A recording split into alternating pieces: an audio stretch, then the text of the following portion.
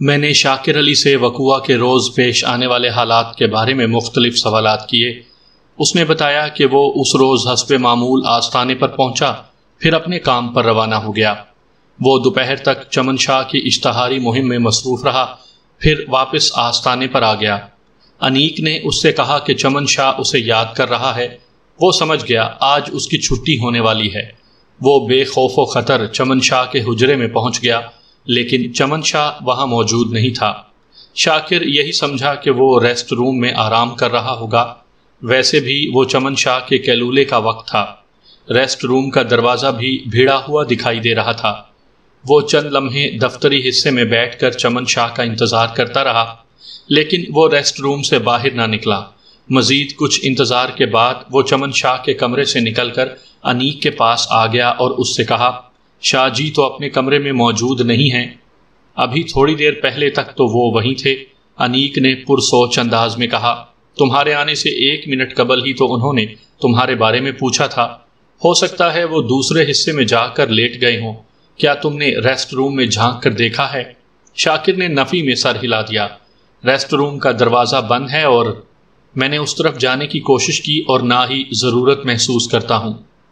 تب پھر چمن شاہ یقیناً ریسٹ روم میں سو رہے ہوں گے۔ انیک نے خیال انگیز لہجے میں کہا، تم بعد میں ان سے مل ضرور لینا۔ ایک لمحے کے توقف سے اس نے پوچھا، اب تم کیا کرو گے؟ مجھے شدید بھوک لگ رہی ہے، شاکر نے پیٹ پر ہاتھ پھیرتے ہوئے کہا۔ میں لنچ کے لیے باہر جاؤں گا۔ پھر شاکر علی اپنا بیگ ریسیپشنسٹ نازیہ کے پاس رکھوا کر آستانے سے باہر نکل گیا۔ اس بیگ میں پبلسٹی کے ہینڈ بلز، پمفلٹ اور کارڈ وغیرہ بھرے ہوئے تھے۔ شاکر عموماً وہ بیگ نازیہ کے پاس رکھوا دیا کرتا تھا۔ نازیہ سے اس کی اچھی بنتی تھی۔ نازیہ 25 سال کی ایک خوش شکل لڑکی تھی۔ اس کو آستانے پر کام کرتے ہوئے زیادہ عرصہ نہیں ہوا تھا۔ اس روز شاکر کو لنچ پر اچھی خاصی تاخیر ہو گئی۔ جب لگ بھگ 4 بجے وہ واپس آستانے پر آیا تو وہاں کا نقشہ ہی الٹا ہو چکا تھا۔ وہاں چمن شاہ کی بیگم کے علاوہ چند پولیس والے بھی موجود تھے۔ شاکر نے جیسے ہی آستانے میں قدم رکھا، چمن شاہ کے اسسٹنٹ انیک نے اس کی جانب اشارہ کرتے ہوئے چلا کر کہا، یہی ہے قاتل، اسے فوراً گرفتار کر لیا جائے۔ اس کے الفاظ ختم ہوئے ہی تھے کہ پولیس نے آگے بڑھ کر شاکر کو حراست میں لے لیا۔ سامعین کرام، آپ سن رہے ہیں مرزا امجد بیگ ایڈوکیٹ کی کہانیوں کے سلسلے میں ایک اردو کہانی چھاچھ کا جلا۔ یہ اس سلسلے کی قسط نمبر 2 ہے۔ مجھے امید ہے آپ کو میری یہ کاوش پسند آ رہی ہوگی۔ پوسٹ مارٹم کی رپورٹ کے مطابق ماہر عملیات چمن شاہ کی موت دوپہر 1 اور 3 بجے کے درمیان واقع ہوئی تھی۔ وہ اپنے حجرے کے دوسرے حصے یعنی ریسٹ روم میں مردہ حالت میں پایا گیا تھا۔ اس کی موت کا سبب ریوالور کی 2 گولیاں تھیں جو اس کے سینے میں عین دل کے مقام پر پیوست پائی گئیں۔ یہ دونوں فائر سائلنسر لگے ریوالور سے کیے گئے تھے۔ پولیس رپورٹ کے مطابق آلہ قتل موقع واردات سے برآمد کر لیا گیا تھا۔ پولیس نے جب آستانے کی مکمل تلاشی لی تو شاکر کے بیگ میں سے وہ ریوالور مل گیا جس کی مدد سے چمن شاہ کو قتل کیا گیا تھا۔ یہ وہی بیگ تھا جو لنچ پر جانے سے پہلے شاکر نے نازیہ نامی استقبالیہ لڑکی کے پاس رکھوایا تھا۔ موقع کے گواہوں کے مطابق شاکر کے بعد چمن شاہ کے کمرے میں اس کی بیوی نادرہ گئی تھی اور اسی نے باہر آ کر یہ انکشاف کیا کہ چمن شاہ نیم برہنہ حالت میں ریسٹ روم کے اندر مردہ پڑا ہوا ہے۔ نادرہ ہی کی کوششوں کے نتیجے میں پولیس وہاں پہنچی اور شاکر کی واپسی پر اسے گرفتار کر لیا گیا۔ شاکر آلہ قتل کی اپنے بیگ میں موجودگی پر حیرت زدہ تھا۔ اس نے وہ ریوالور اپنے بیگ میں رکھا تھا اور نہ ہی اس کے بارے میں کچھ جانتا تھا، لیکن پولیس نے اس کی ایک نہ سنی اور اسے گرفتار کر کے اپنے ساتھ لے گئے۔ پولیس کے چالان اور پوسٹ مارٹم رپورٹ میں اس کے علاوہ چند ٹیکنیکل باتیں موجود تھیں جن کے ذکر کی یہاں ضرورت نہیں۔ پولیس نے اپنی رپورٹ اور تفتیش کے نتیجے میں شاکر علی کو چمن شاہ کا قاتل نامزد کر دیا تھا۔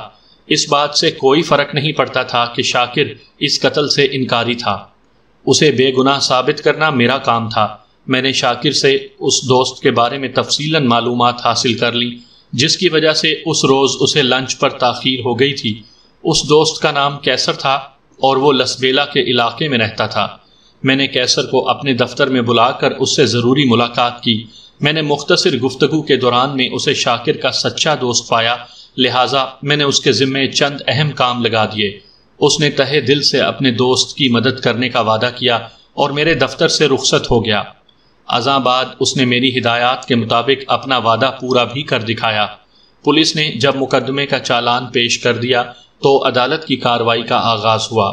جج نے فرد جرم پڑھ کر سنائی۔ میرے موکل نے صحت جرم سے انکار کر دیا۔ استغاثہ کی جانب سے کل 8 گواہوں کی فہرست پیش کی گئی، لیکن میں یہاں پر اہم گواہوں کے احوال ہی بیان کروں گا۔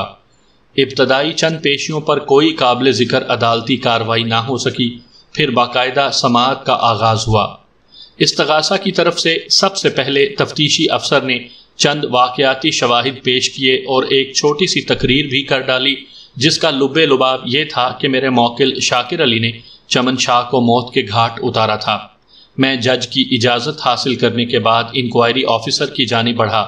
وہ رینک کے اعتبار سے ایک سب انسپیکٹر تھا۔ آیو صاحب، میں نے اسے مخاطب کرتے ہوئے کہا، آپ کو کب اور کس نے یہ اطلاع دی کہ طارق روڈ والے آستانے پر چمن شاہ کو قتل کر دیا گیا ہے؟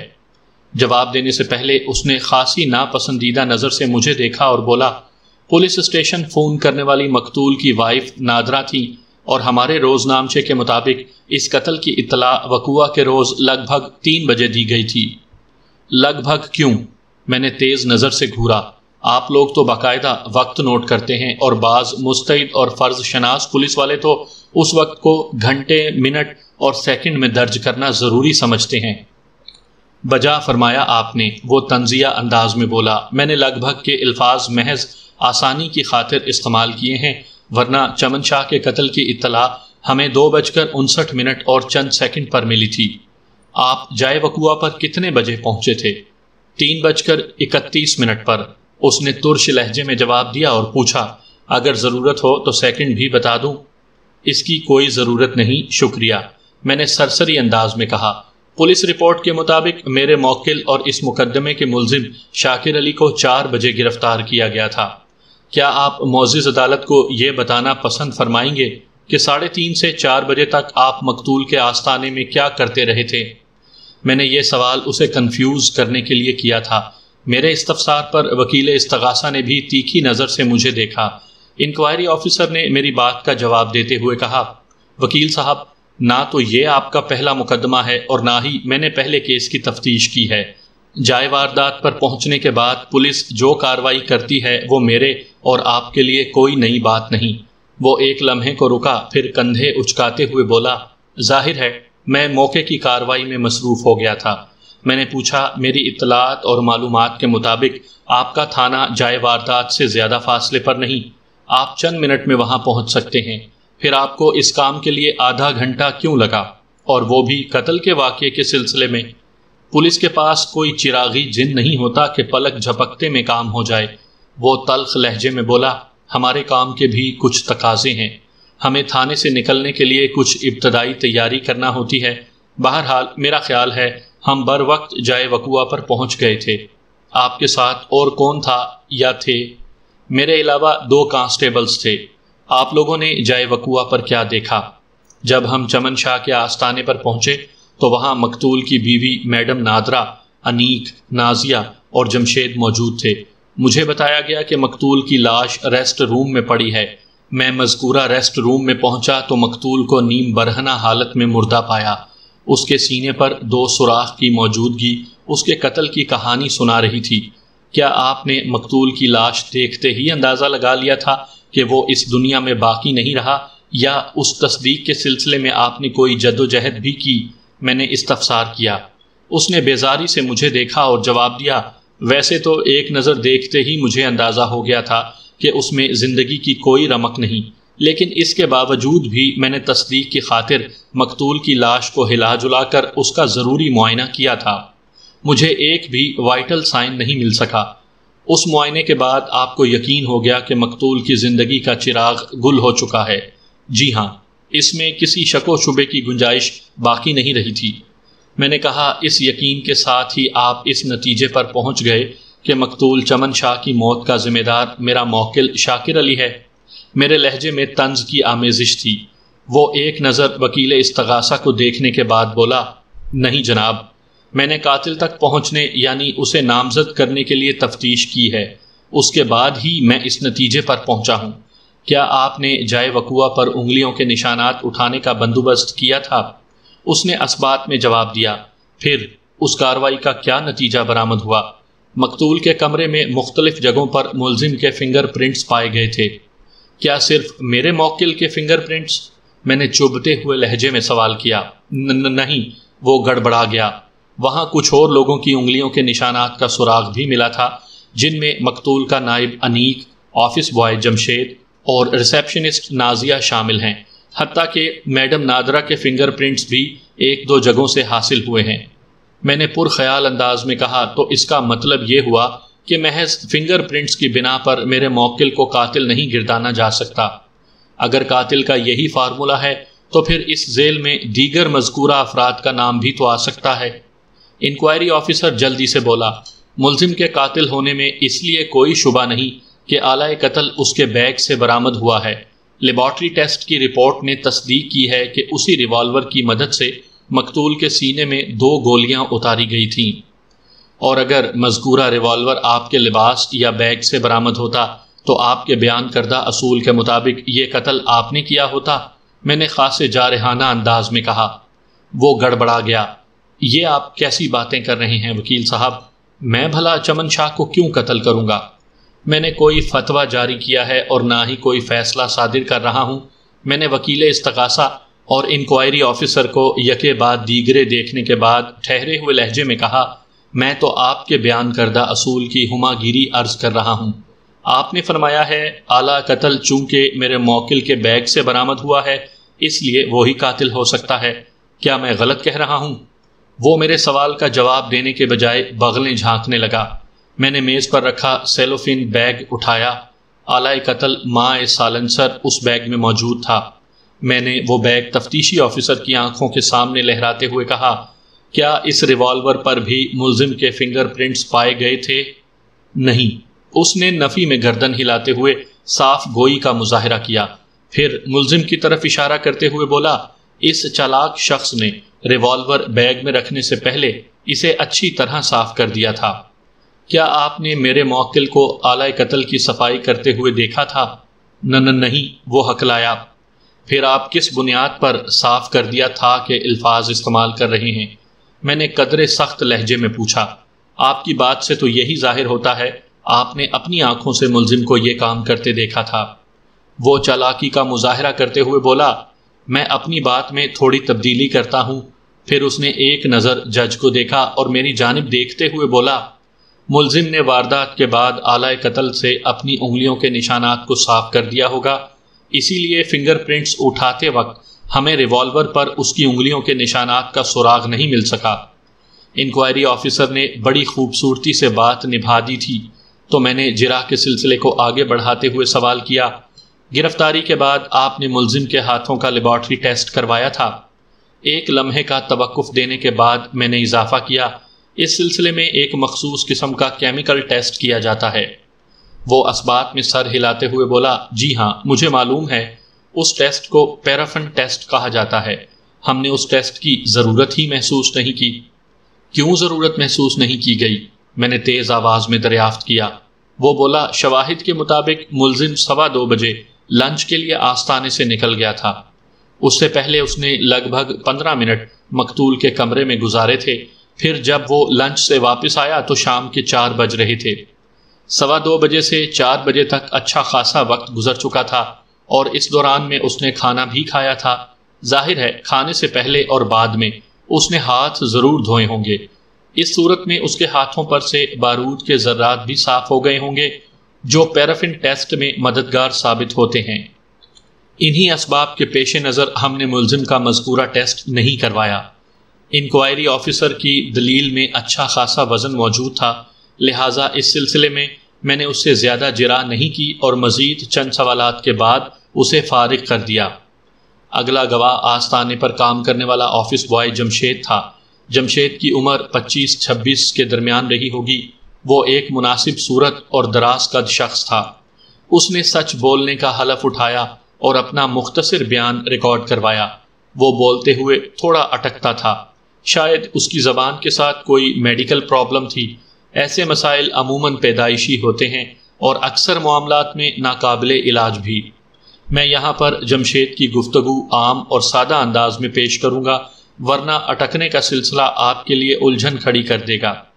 جمشید کا بیان مکمل ہو چکا تو وکیل استغاثہ جج کی اجازت حاصل کرنے کے بعد جراح کے لیے آگے بڑھا۔ اس نے گواہ والے کٹہرے کے نزدیک آ کر پہلا سوال کیا، مسٹر جمشید، تم چمن شاہ کے آستانے پر کب سے کام کر رہے ہو؟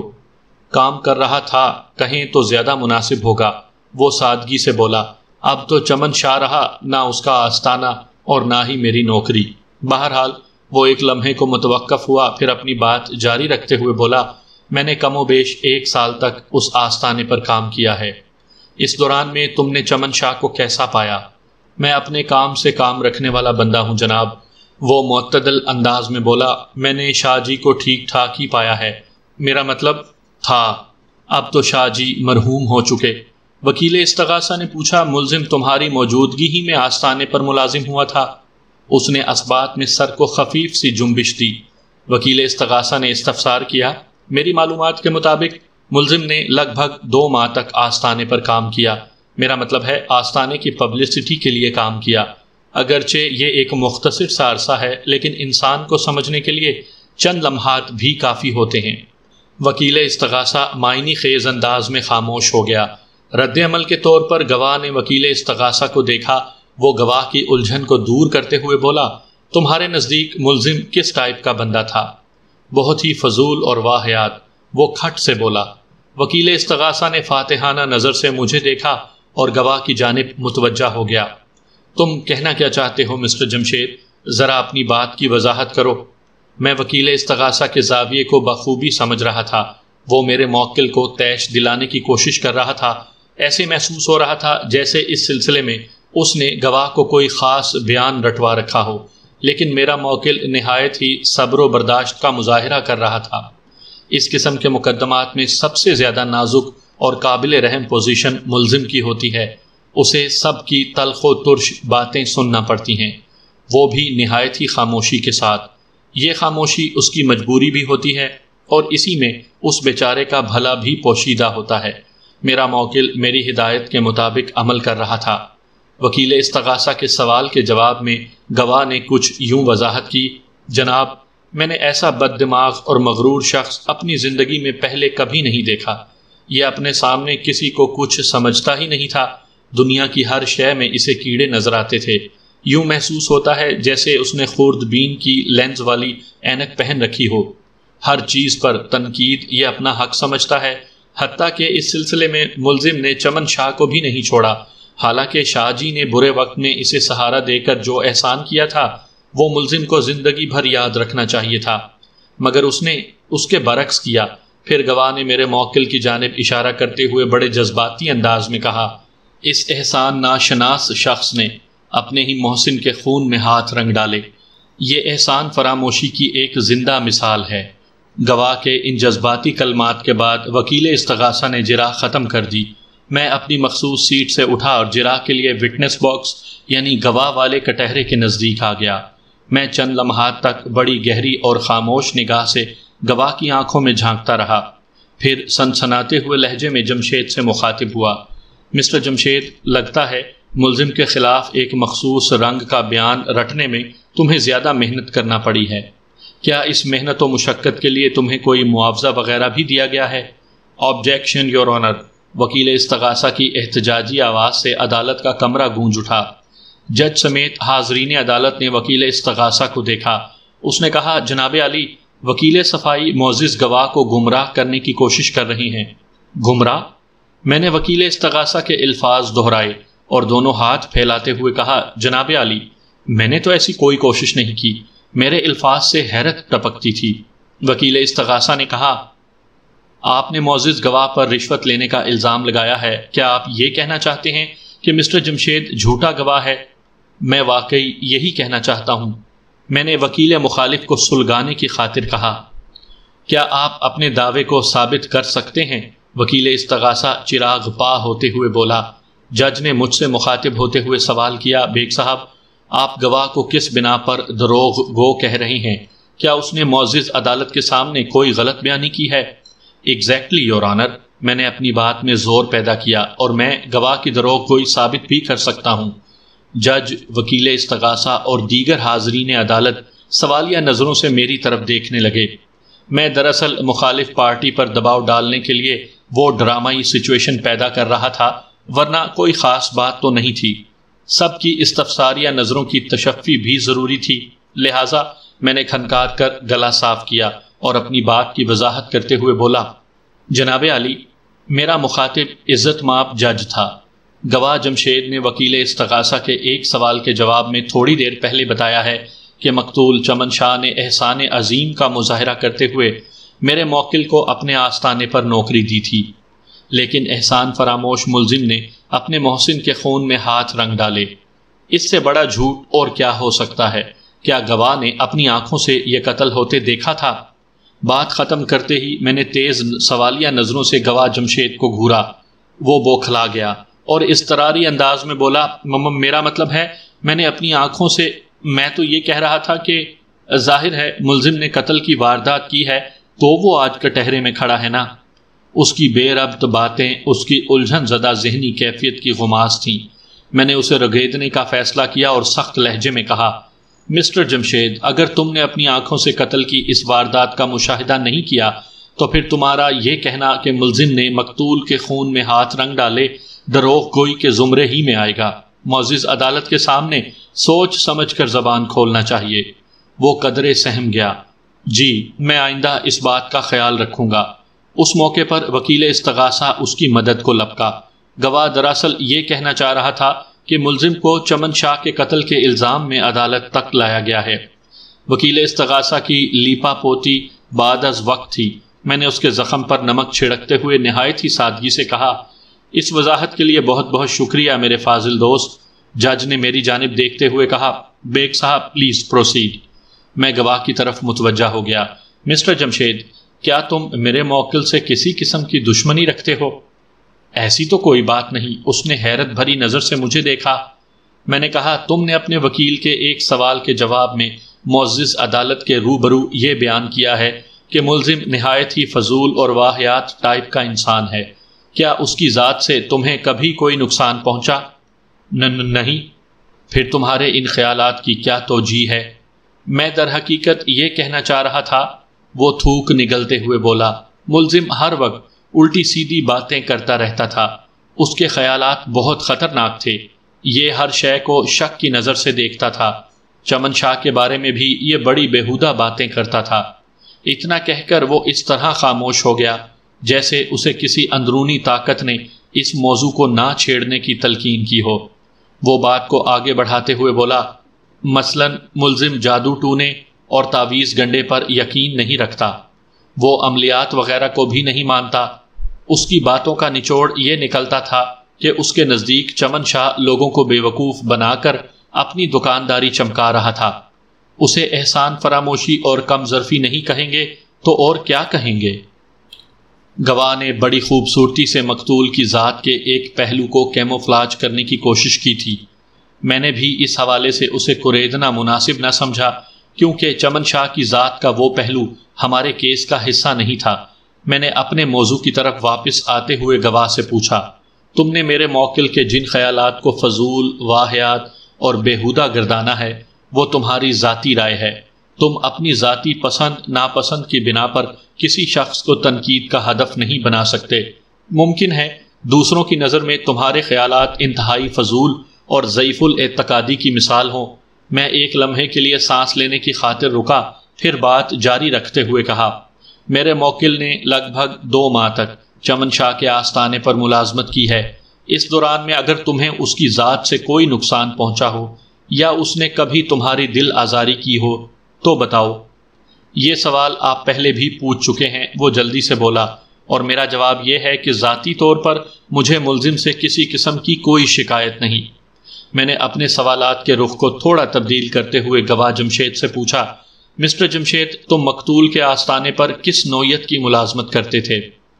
آپ معزز اور مہذب الفاظ میں مجھے آفس بوائے کہہ لیں۔ وہ گہری سنجیدگی سے بولا، حالانکہ نہ تو میں بوائے ہوں اور نہ ہی شاہ جی کا آستانہ کوئی آفس تھا۔ پھر وہ ایک لمحہ خاموش رہنے کے بعد دوبارہ گویا ہوا، آپ مجھے ایک چپڑاسی سمجھ لیں، میں چھوٹے موٹے ہر قسم کے کام کرتا تھا، میں صرف تمہارے ایک کام کو فوکس کرتا ہوں تاکہ تمہیں جواب دینے میں آسانی رہے۔ میں نے گھمبیر آواز میں کہا، اس لیے جو بھی بولنا اچھی طرح سوچ سمجھ کر بولنا۔ وہ ہمتن گوش ہو گیا۔ وکیل استغاثہ متعجب انداز میں مجھے تکنے لگا۔ میں نے گواہ جمشید کی آنکھوں میں آنکھیں ڈال کر کہا، آستانے کے سٹاف اور مقتول کے لیے لنچ کا بندوبست تم ہی کرتے تھے؟ جی ہاں، یہ میری ڈیوٹی تھی۔ اس نے اثبات میں گردن ہلاتے ہوئے کہا، میں ایک قریبی ہوٹل سے کھانا لے کر آتا تھا۔ مجھے پتا چلا ہے مقتول لگ بھگ 1:30 بجے لنچ کرتا تھا۔ آپ کو کسی نے بالکل درست بتایا ہے، وہ تائیدی انداز میں بولا۔ میں پہلے شاہ جی کے لیے ہی کھانا لاتا تھا، وہ 15-20 منٹ میں لنچ سے فارغ ہو جاتے تھے۔ میں ان کے جھوٹے برتن اٹھا لیتا تو وہ چھوٹے کمرے یعنی ریسٹ روم میں آرام کرنے چلے جاتے تھے۔ کیا یہ مقتول کا روز کا معمول تھا؟ میں نے پوچھا۔ جی ہاں، وہ باقاعدگی کے ساتھ کیلولا کرتے تھے۔ تم لوگ کتنے بجے لنچ کرتے تھے؟ کم و بیش 2:30 بجے، اس نے جواب دیا۔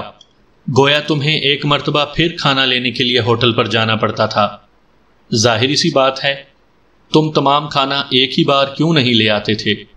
انیک صاحب کو یہ بات پسند نہیں تھی، اس نے عام سے لہجے میں بتایا۔ ان کا خیال تھا 1 گھنٹہ گزر جانے کے بعد ایک تو کھانا ٹھنڈا ہو جاتا ہے، دوسرے اس کا اصل ذائقہ بھی برقرار نہیں رہتا۔ وہ ایک لمحے کو رکا، پھر بات جاری رکھتے ہوئے بولا، میں تو نوکر ہوں جی، شاہ جی نے مجھے اپنی اور اپنے سٹاف کی خدمت کے لیے رکھا تھا۔ یہ لوگ مجھے اگر 10 مرتبہ بھی کھانا چائے لینے بھیجتے تو میں انکار نہیں کر سکتا تھا۔ ایک وفادار خدمتگار کو ایسا ہی ہونا چاہیے۔ میں نے ستائشی نظر سے گواہ کو دیکھا۔ میں ان ہلکی پھلکی باتوں سے اسے ایک مخصوص مقام تک لانا چاہتا تھا، اور میں اس کی بے خبری میں اپنے مقصد میں بڑی حد تک کامیاب رہا تھا۔ میں نے کہا، مسٹر جمشید، تمہاری یادداشت کیسی ہے؟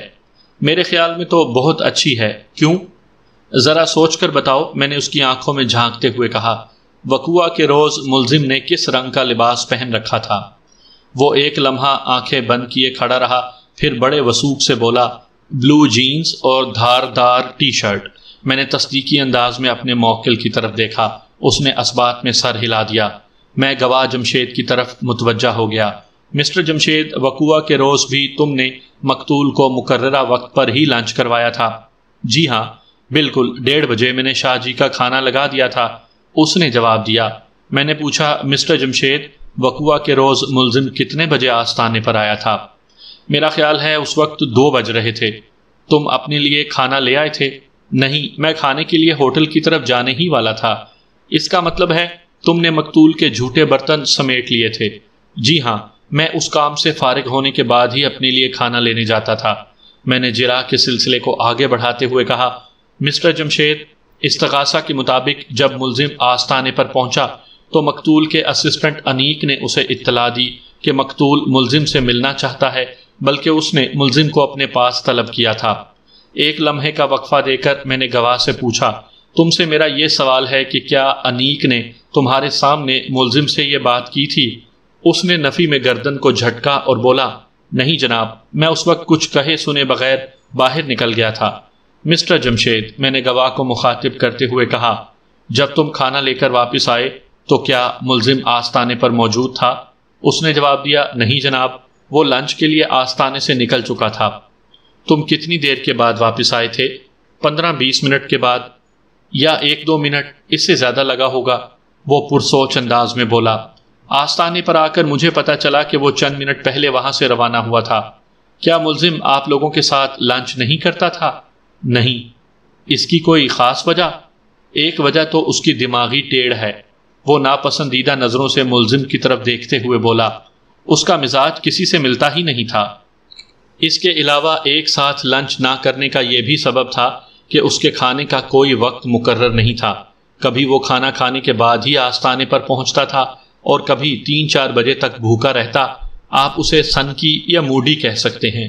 میں نے پوچھا، مسٹر جمشید، تم لوگوں نے وقوعہ کے روز حسب معمول 2:30 بجے ہی کھانا کھایا تھا؟ جی ہاں، اس نے مختصر جواب دینے پر اکتفا کیا۔ میں نے سوال کیا، وقوعہ کے روز چمن شاہ کی بیوی آستانے پر آئی تھی، ذرا سوچ کر بتاؤ وہ کتنے بجے وہاں پہنچی تھی؟ میڈم نادرہ 2:45 بجے آستانے پر آئی تھی۔ کیا وہ روزانہ اسی وقت آستانے پر آتی تھی؟ وہ روزانہ نہیں آتی تھیں، اس نے جواب دیا۔ ہفتے میں 1 مرتبہ ان کا چکر لگتا تھا اور اس آمد کے لیے کوئی خاص وقت بھی مقرر نہیں تھا۔ میڈم نادرہ آستانے میں داخل ہوتے ہی مقتول کے کمرے کی طرف چلی گئی تھی۔ ظاہر ہے انہیں کون روک سکتا تھا، وہ بے چارگی سے بولا۔